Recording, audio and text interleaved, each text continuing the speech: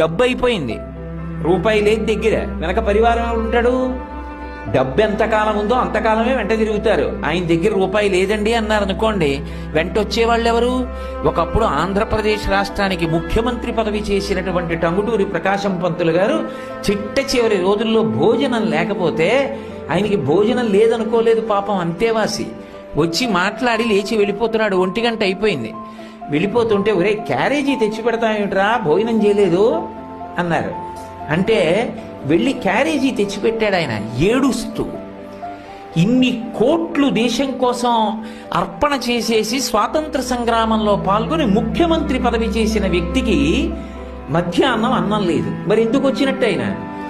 అంటే ఆయన ఆ రోజు మధ్యాహ్నం అన్నం తిని కృష్ణానది దగ్గరికి వెళ్ళి ఆ ఇసక చేతుల్లో పట్టుకుని 2 కన్నులతో ఆనంద భాష్పాలు కారుస్తూ నాగార్జున సాగర్ ప్రాజెక్టు వస్తే